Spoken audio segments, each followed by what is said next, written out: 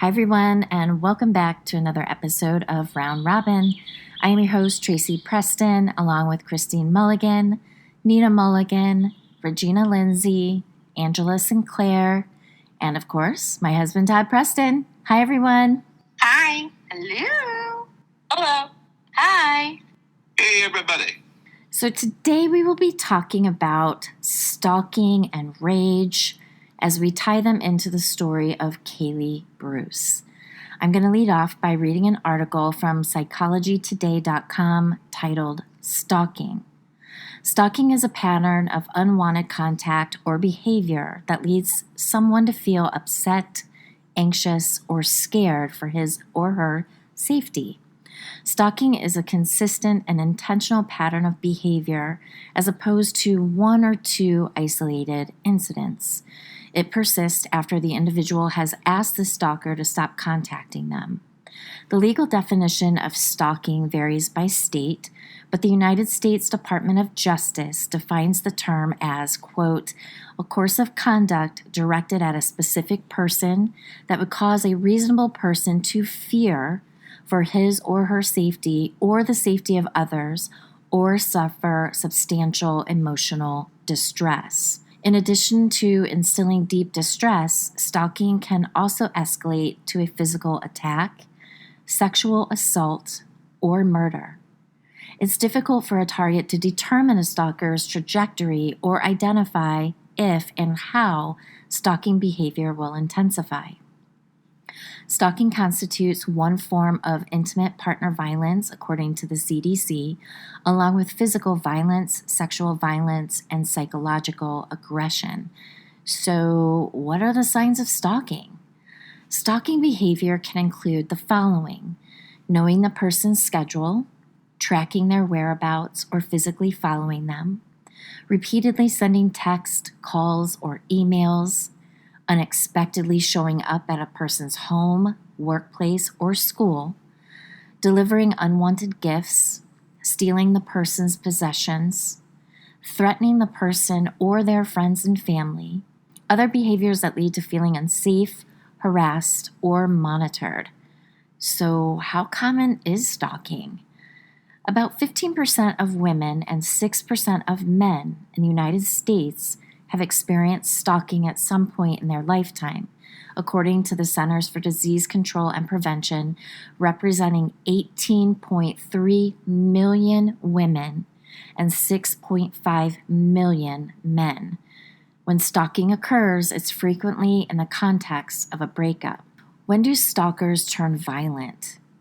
Although victims or loved ones sometimes minimize a stalker's behavior, it can often lead to violence. About 1/3 of stalking victims were eventually physically or sexually assaulted in one study. Potential indicators of violence include previous instances of violence, destruction of property, loitering around the victim's home or workplace, and whether the victim feels intense fear. However, there's no way to reliably identify if a stalker will turn violent. So it's important to take concerns seriously by documenting the stalker's activities and considering legal action. So what leads to stalking behavior? Stalking encompasses a desire to exert control over a victim. That drive could emerge from a romantic relationship, for instance, warding off suitors or trying to win over a new partner. It could arise from the fantasy of a relationship formed entirely in the person's mind, such as in the case of celebrity stalking. Or it could have its roots in mental health conditions such as borderline personality disorder. Perpetrators are often motivated to control, humiliate, frighten, manipulate, embarrass, or take revenge on the victim. Romantic motivations are also at play, such as wooing a new mate or scaring away other potential suitors. Mental health conditions often appear in those who become stalkers. Research suggests that half of one sample of stalkers had a disorder, such as antisocial personality disorder, narcissistic personality disorder, or borderline personality disorder. Borderline is particularly prominent in women stalkers. Are there different types of stalkers? As researchers continue to study the topic, they've put forth different categories of stalking, such as romantic, like stalking a former partner, lust, a serial predator, love scorned, rebuffed after expressing interest in someone, celebrity, stalking a famous figure, political, motivated by ideological agreement or disagreement, revenge fueled by anger or resentment, and cases of murder for hire. So how do you respond to that? Stalking victims often struggle to understand and report the offense. They may believe that such behavior, quote, isn't that big of a deal, or that it'll stop eventually. If stalking occurs after a breakup, it can be difficult to determine whether the person is struggling to move on or developing threatening tendencies. Society has also tended to romanticize the idea of a dramatic, relentless pursuit of love, which may contribute to this confusion. Stalking ultimately crosses the line when the victim feels in danger or threatened. If they feel that their life is in jeopardy, they should call 911. Otherwise, they should report it to their local police department. So what steps can victims take to protect themselves from their stalker? In addition to reporting a stalker, victims can take the following steps. Avoid the stalker as much as possible. Explicitly state that communication should end. Do not respond to further communication. Maintain a log of stalkers' actions, including communication, unwanted visits, and police reports filed. Become educated about technology-related security measures, and find a local organization for support, information, and safety planning. Stalking absolutely takes a psychological toll. Stalkers seek to wield power and gain control over their victims. Persistent communication, tracking, and threats lead the target to feel unsettled and on edge. Stalking can lead victims to feel nervous, stressed, and anxious. They may have trouble sleeping or experience nightmares. They may lose their appetite, and they may experience symptoms of post-traumatic stress or depression. Research suggests that many women who have been stalked experience symptoms of depression and post-traumatic stress disorder, such as hypervigilance, flashbacks, and avoidance. The unwanted behaviors most associated with those symptoms are receiving threatening calls and texts. Victims may also take measures to protect themselves that fundamentally alter or interfere with the way they would otherwise live their lives, such as taking time away from work or school, changing jobs, or moving away. What is the emotional cost of stalking? The mental health conditions that result from stalking tend to be depression and post-traumatic stress disorder, with symptoms such as difficulty sleeping and avoiding certain locations. The two factors that seem to exact the greatest psychological toll on women facing a stalker are whether the pursuit is active, if the stalker follows the person or shows up unexpectedly, and aggression, and if the stalker threatens or commits violence toward the victim, her property, or her loved ones. Ugh, and I have never been stalked, thank God, thank the gods. But I definitely think that Kaylee Bruce was absolutely stalked, right? Because all of a sudden she gets a job, this guy moves into the condos where she works. He's constantly showing up unexpectedly. Tall, good-looking guy. She was 18 years old. So I don't think she had the wherewithal to really understand what he was doing. He knew her schedule, always popping in, oops, I lost my keys. I forgot my keys. What do you guys think? Definitely stalking her. I agree. Yeah, but podcast that we did, we really didn't talk about. I think, did we bring it up? And you said it wasn't really a stalking case, though, right? I said I thought he was stalking her because of what I just said, right? She just gets a job there. He moves in there when he was already living in town, right? His dad owned the tire shop, so I'm sure maybe he was living at home. I don't know if this was the first time he moved out, and then he's constantly popping in the office. I'm just kind of putting that together. The other girl that she worked with, at the front desk said, Kaylee said he didn't bother her that much. That was the one quote that she had made. So what does that mean? Is it because she's naive? He was a good-looking guy. He wasn't threatening. He was just kind of always there. I don't know. I think if it were on the flip side and they had gotten married and lived happily ever after, then people would have just called him persistent. Or he knew what he wanted and he went after it. They praise him for it. But because it ended badly, now he's a stalker. No. I don't know. He was creepy from the get-go. He was never forthright. And they didn't really know each other. Right? Am I wrong in that? No, they didn't know each other at all. They only met, Kaylee only met him after he moved in and he was constantly popping in the office. No, but we see what you're saying, Nina. It's just that you have stalker tendencies for something. I'm just saying. So you're trying to validate. It could have been, if in an alternate universe, kind of everything lined up right. Perhaps I might say he was just, being creepy and persistent.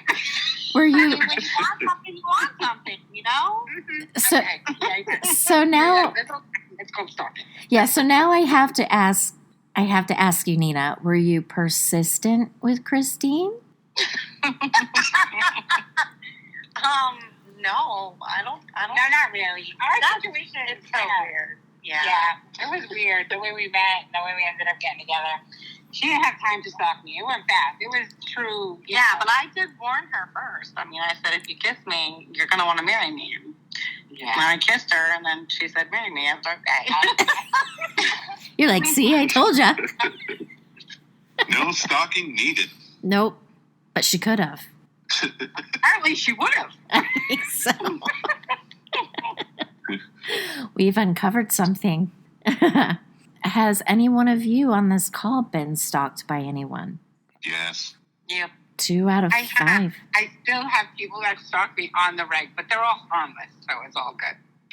Well, that's what you think. Right. You don't really know, It's like, and once you've been stalked, like, you're always looking over your shoulder. Even still, I'm like, you know what? This chick was fucking crazy. She could be fucking hiding in my bushes right now. How would I know? I mean, this girl was from out of state even. She was showing up at things I never even told her about, events, and then boom, there she is. And it's like, okay, this is like downright creepy now. So, honey, I think you have to give us a little more detail. Okay, so this actually goes back to middle school, 8th grade. So this started in 8th grade, and she was from a city that was nearby but didn't live in the same city. And she was friends with a girl that was girlfriends with one of my best friends. So naturally, she had to be my girlfriend because apparently we were going to hang out all the time together. Didn't really like her, but she's my girlfriend, so whatevs. And I got to the point where I was like, this is nonsense. I'm only in 8th grade. I don't even dig this chick. So it's time to move on. So years later, many years later, I'm on Facebook, just recently divorced, and she sends me a message, and we get to chitty-chatting, which was totally innocent and totally fine. And I'm thinking, okay, that's cool and stuff. And then the next thing I know, she's like, well, you should come here, or I should come there. And I was like, well, I'm not really into the dating thing right now, because it's still pretty fresh with my divorce. I was still trying to figure myself out. Didn't really want to date. She was persistent. She kept coming to Michigan to try and find me. She was calling my work because she knew where I worked at because I had mentioned before, and she got the phone number and was calling me at work. And I finally got to the point where I was like, okay, we need to just back off because I'm not sure I want to be serious with anybody, and you're obviously really serious. She got very upset. So I just quit answering the phone. Made plans to hang out with my friends at a big event in the city that we all grew up in. She somehow finds out and she's there. Followed me around the whole entire time. Another girl came up and asked me to dance. I had planned on saying no, but this girl came out of nowhere and says, "You're not asking my boyfriend to dance." So I was like, we're not boyfriend and girlfriend. So I got up and did a dance with a girl I didn't want to dance with. So then I'm like, after the dance, I'm looking around. I don't see her. I was like, cool. I made my point. She's gone. I can move on. Stuck around with my friends a little bit longer. Decided, hey, I got to go back home, so I can't be out too late. And I start out to the parking lot.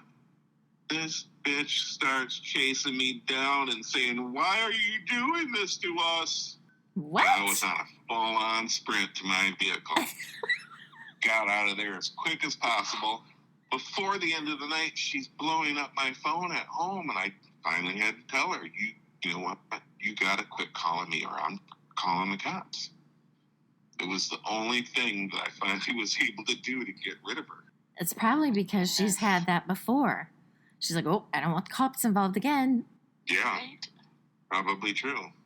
That's awful. That's crazy, hon. I know. It's because you're so It handsome. still gives me the heebie-jeebies. Yeah.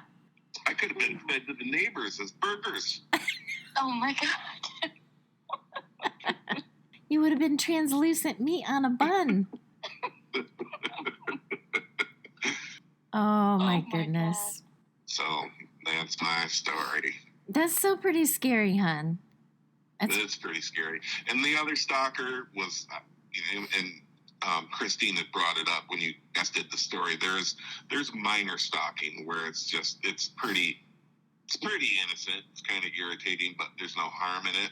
So the other stalker I had, they were more like that. But the one, she was totally Fruit Loops. Choose Fruity Looty. Angela, do you feel like sharing yours, or is that something you don't want to talk about? Oh, sure, I can. Yeah, I actually had, like Todd, a couple different experiences, and they were very similar, which was really weird. So the first one happened when I was in Arizona, when I lived down there. And I was married to my first husband, and we had an apartment next to his parents. And somebody banged on the window right next to where I was sleeping. And then they proceeded to knock out the outside lights. And the only way that we could get into the house to a phone was go through the front porch. Well, let me tell you, that was very scary. We called the cops. Come to find out that the neighbor's son or grandson had just gotten out of prison for rape. So regardless, it was really unnerving. The second one happened when I was up here in Michigan, and I was with my daughter's father. And he had been at a wrestling tournament weigh-in. So it was late at night, and I had just had our second daughter, and I took a bath because, the girls were down in bed, and I had picked her up, and I was nursing her, whatever. And again, somebody banged on my freaking bedroom window. And I was freaking out because by this time, I had two little girls. I was home by myself. Called the cops, and they came, and it was a friend of mine who came, so he literally kind of patrolled the area the whole night. Come to find out, the neighbor's son had gotten out of prison for rape. What? Yeah, bonkers. The fact that it was two similar things. Two insanely similar. That's so frightening. Yeah, it was extremely. So I'm actually very, it was traumatic, and even now I'm very, at nighttime, I have to have my curtains shut and everything. I don't like it. So, yeah, that was my two stories. Wow. Well, I'm sorry that happened to you. That's very scary. And like, how long ago was this, like from the last time? So my daughter Olivia is 21 and she was just born, so a little over 20 years. And then before that, it was about 25 years. And it still affects you. Isn't that crazy? Oh, yeah. Wow. Yep. Can you imagine how women must feel with more serious cases of stalking? That's what I was just thinking. I was like Terrified. Yeah, so we've all kind of told little stories. Mine are very mild. Todd's was a little more annoying, and Angela's was a little scary, but in all honesty, none of them are really stalker situations.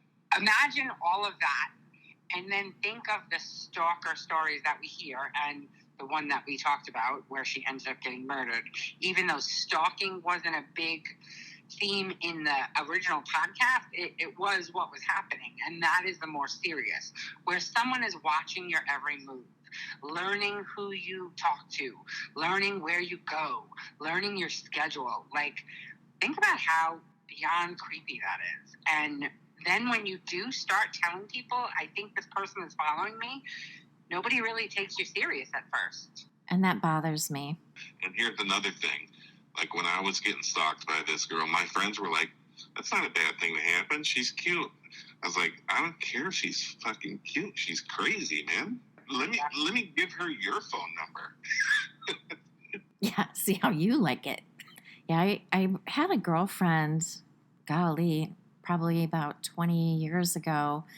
She was very beautiful, tall, real blonde hair, blue eyes, great smile, absolutely gorgeous. She had a stalker when she was in college, and he was a serious stalker. He was everywhere she was, and then found out, because she lived off campus. She had rented a house with some girls, and they had called the police several times because he was always watching.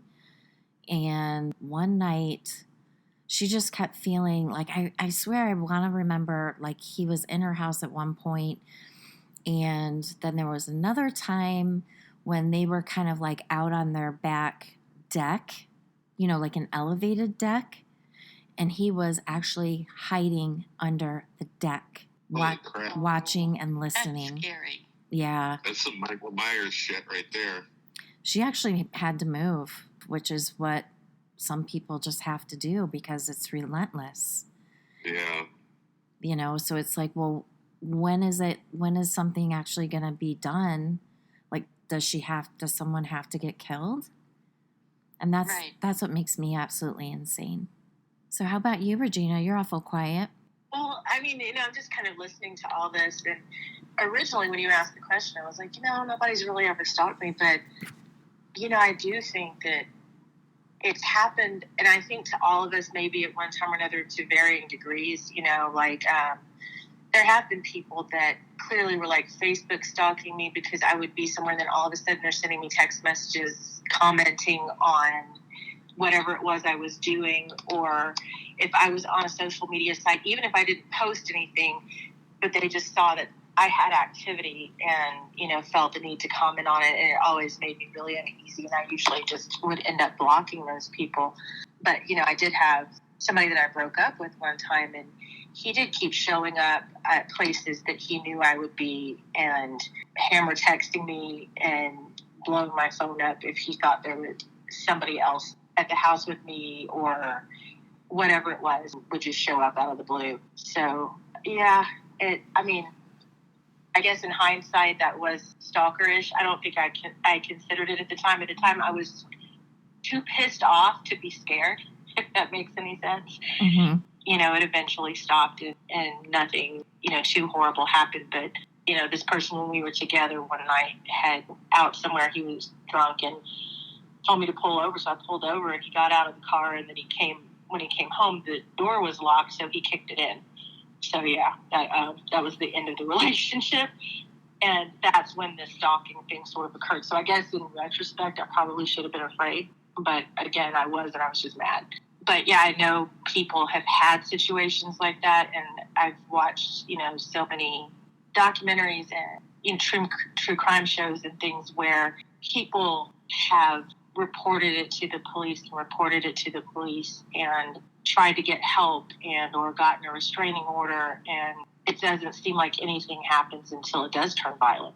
Yeah, because think about it. If you're in a public place and your stalker is in that public place, then who's to say that they're actually stalking you? You know, it's kind of a he said, she said kind of deal at that point. Until they do something, what could you possibly do, unfortunately?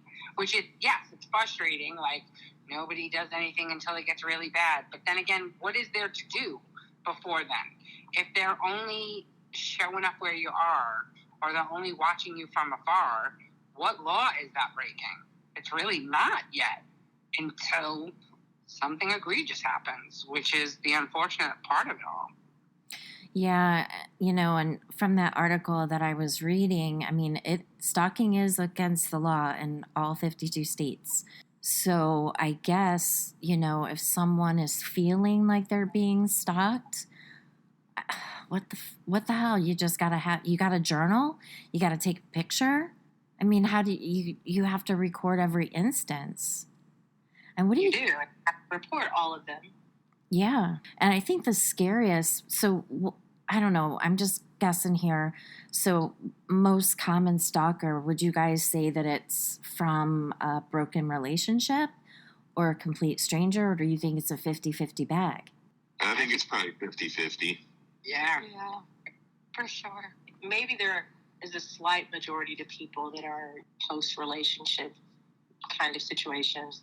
But yeah, there are a lot of deviants out there that stalk their prey in general.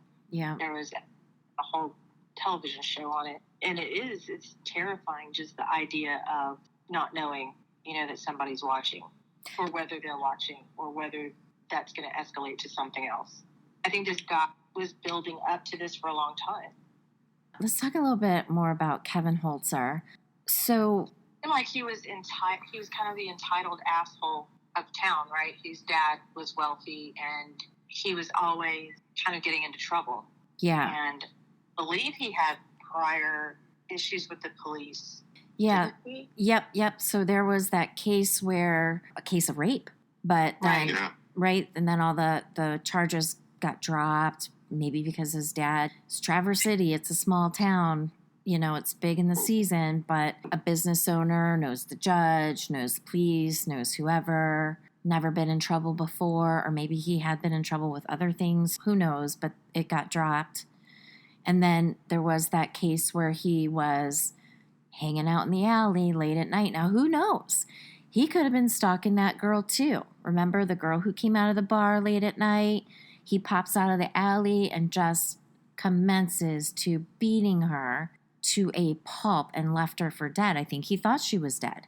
I'm certain he was stalking her too. Yeah, we just get the tidbit.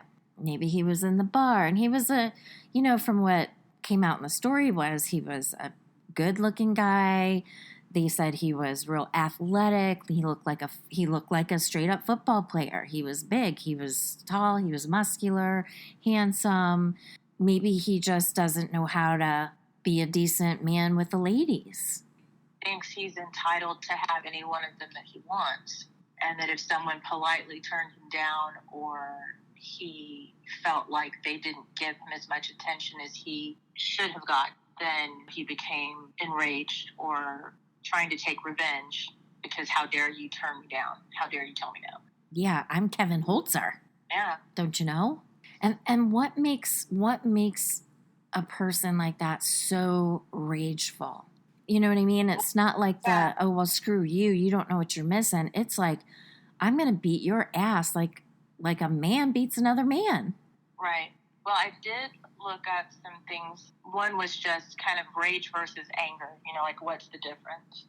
According to this, it says anger is a feeling of aggression or hostility towards someone or something. Rage is more intense and uncontrollable form of anger that can lead to violent behavior. Anger characteristics, they're respectful of yourself and others, and it alerts you to the need in your environment It can prevent exploitation or manipulation. It protects your sense of self. Whereas rage, the characteristics of it are, it's disrespectful to others. It doesn't solve problems, and it can make things worse. It's explosive and unproductive, and it does little in terms of emotional release. One of the other things that it goes on to say is that rage can be like a momentary blow up, and it can come on instantaneously, but it also is very often planned and builds over a period of time. So it kind of goes along with that whole stalking thing. It's like, I keep showing up at this chick's job, and I keep talking nice to her, and I keep trying to flirt with her, and she's oblivious. How dare she not acknowledge me or not swoon when I walk in the door? This other article I found in Psychology Today talks about power assertive murders, and that's what this was. Because let's be honest, I mean, rape and these types of violent crimes are not about sex. They're about rage, and they're about control and about dominance. And so it says that many of these people fail to digest life's insults and thus allow rage to build. Similarly, some serial killers have tended to have these same hot embers.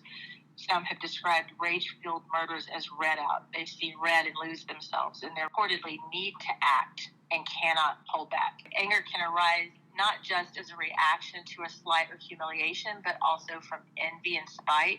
In the Ukraine during the 1990s, there was a Terminator, air quotes here is the nickname this killer was given, because he invaded several homes and slaughtered entire families, mainly because at the end of the day, when they arrested him, they attributed that to the fact that he was angry that his father had left at a young age, and he hated anybody that had an intact family. You know, I mean, the rage is not justified. It's not necessarily associated with something that the victim has done to these people. It's something that they have internalized. You know, again, it's destructive and it's disrespectful of others, and always destructive and harmful. That was great information. And while you were saying that, before you said why this Terminator did what he was doing, my brain was wondering, what was Kevin Holzer's family like? Right. And it says, too, that, you know, these people have deficient personalities. It's like they, a lot of times, do have issues growing up in home life and whatever that caused them to, you know, sort of be dissociative. And in their head, they believe they're defending themselves against whoever wronged them. But they're not. They're just lashing out at anybody else that they feel like is weaker that they can take advantage of. Yeah, makes sense. You know, when you think about the escalation, because as with anything, like when we even talked about the burning bed, right? He started off nice. Then it was like, oh, I'm going to rip off that outfit off of you. And then, oh, I don't like that nail polish. Now I'm going to hit you. And then it went into full-bore beatings after that. It always escalates. So, you know, here, the first case, at least that we know of, I'm sure there's more, but this rape case, okay, well then, now I'm going to try to rape this girl, or just now I'm just going to beat this girl. Maybe he was carrying over aggression from the rape case that got dropped, even though it got dropped and he got lucky as all hell about that. Here's a woman, and who knows the details behind the times he was stalking her. Maybe she, at one point, maybe he came on to her and she turned him down. Maybe he tried to buy her a drink in the bar and she's like, nope, no thanks. You know, and then we get to Kaylee.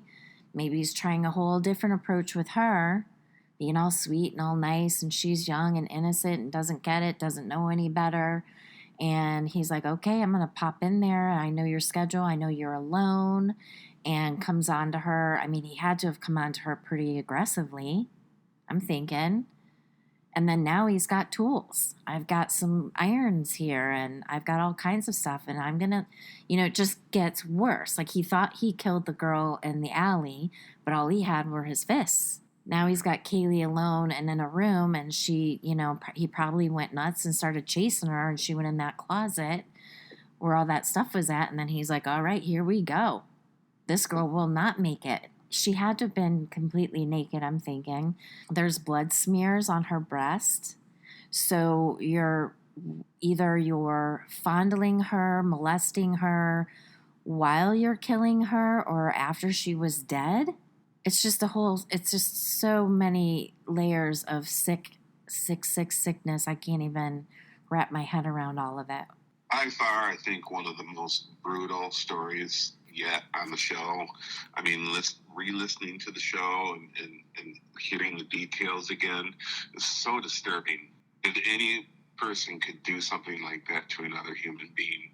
It was. I agree with you, hon. I think it was the most brutal story we've done so far. I think the part that blew my mind about it was the aftermath scene and all of the tools and objects used with the splatter on all of them lets you know that this girl fought. Yeah. Not only for life, but like fought like the Hulk for her life, if that makes sense. Because so many, like just the irons alone, there were 3 heavy industrial type irons, which are like cast irons, and 3 of them had her blood all over them. That in and of itself blows my mind. Had this girl really, really fought back, and it kills me. I mean, it kills me that she was murdered in the first place, of course, but it's almost like it's so much worse because it took so long for her to pass. That's what blows my mind about it. Yeah, and it's not like they just had her blood and hair on them. He beat her so badly, all 3 of those irons, those clothes irons, were busted into pieces. Think about that. Busted into pieces, he hit her so bad. And when he kicked that rod up her vagina, she was still alive. I actually read something today that implied that he may have even used a mallet to drive that rod into her body in order to embed it into the pelvic bone. By 2 inches. By 2 inches. So that's extreme force, yeah. Mm-hmm. And that this torture took place while she was alive.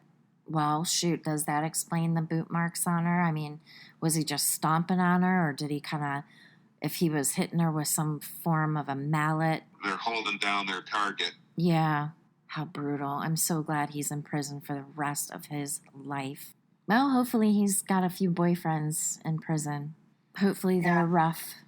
Very rough. It's inconceivable, I think, to me, just to imagine the level of people taking that long, torturing somebody, fondling them, fondling their breasts with their bloody hands. Think of it all as, I don't think it was sexual in nature. I think it was torturous from start to finish. Yeah, he got off on creating pain. Yeah, torture, straight up torture, and yeah, life in prison is too good for him. Maybe those people that can't have, maybe he was having an impotence issue or whatever. This was some way of, it was a sexualized act, but it wasn't a sexually motivated attack necessarily. Taking out the rage that he couldn't have sex with her. Maybe he wasn't able to. That's a great point, Regina. Maybe he did have issues and just couldn't get it up or couldn't keep it up. Yeah, he's got little dick energy. That's a very good, very probable. And maybe that's why he's so damn angry. Maybe he was a sadist. Maybe that's how he got his excitement. Impotence in younger men being associated with watching large amounts of porn, and I think that in some cases, especially depending on what type they're watching, it would desensitize them to women become more just objects in a lot of these scenarios. And I'm not saying all porn, you know what I'm talking about. There are porn videos out there that are pretty, graphic and violent in nature, that there's potentially a certain group of people that watch that, and then that's what it takes to get them aroused. They can't be aroused by normal sexual contact with another person. That makes sense. So a couple things were just going through my mind was, one, could he be gay? And he's mad about it. Damn these women. That could be. And then my other thought was, again, I'm back in their home. Like, what's happening there with, I don't know, maybe his dad. I'm going to say his dad was molesting him. And maybe he liked it. And he was angry and is kind of taking it out in this way in women. And maybe that's why he's impotent with women. And he's so mad about it. What do you guys think about that? You think that's possible? I think anything's a possibility when it comes to stuff like that, Yeah. I feel like in my experience, with, men that I think have potentially repressed homosexual tendencies, that they usually tend to lash out at other homosexual men. Those are the homophobes that torture and kill, and because they are trying to kill that part of themselves that they hate so much or that they're so embarrassed of. Not usually directing their anger towards women as much as towards people that represent what they hate about themselves. That makes sense. My brain's grasping at straws as to why he would do what he did. It's really hard to wrap my head around it. There is no why. He is a monster. Yep, he's a total monster. Everybody just always know your surroundings, head up tall, shoulders up, especially women. When I see women that look frail when they walk, right? Shoulders are kind of bowed in. They have a weakness look about them. And I always think, girls, stand up tall, look strong, look around, walk tall, walk strong.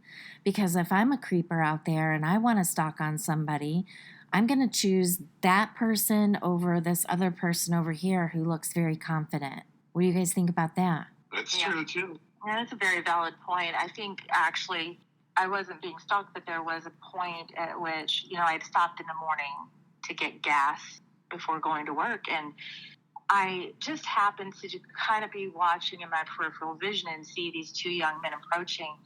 And it struck me as odd because as they got to the gas pump, which at this point is kind of behind me, they split. And one went around the front of my car and the other one sort of started circling around behind me.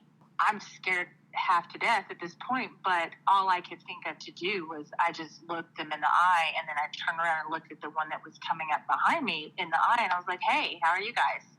And just made a point, staring them straight in the eye and addressing them instead of trying to hurry up and get the fuck out of there, which is what I wanted to do. And I'm relatively convinced that I stopped myself from getting carjacked because the one kid comes up, he's like, nice car. And I was like, thank you. And, looked over at his friend again and spoke. And then they continued walking, but they didn't get very far from where I was. And so as soon as I could, of course, I stopped, fueling the car and got in and fought the instinct to immediately hit the door lock because I needed to start the car and start moving. And, then it locked on its own, but it scared me to death. I mean, I was physically shaking by the time I was in the car and on the freeway. Yeah. So, yeah, you have to not look vulnerable if you can avoid it. That must have been awful frightening, Regina, but wow, what great instincts you had to do that. Yeah, I couldn't think of anything else to do. It's like, what am I going to do? Yeah. Because if I yell at this point, nobody's going to get here in time to help me, even if they were 10 feet away inside the convenience store. Wow, that's crazy. I would just like to say that I feel very left out because I have never had a stalker. But I know of. I have. That's you never had one that you're aware of. Right. I have not. No, but I have had 4 individuals who I've dated. They're no longer with us. I don't know if that counts. Oh my God, no. I don't know. No. Am I like a bad omen or something? I have no idea. I don't have stalkers, but I don't know. You attract the depressive kind? I guess so. Maybe your would-be stalkers went, holy shit, she's the Black Widow. That's what I was Exactly. That's what I'm saying.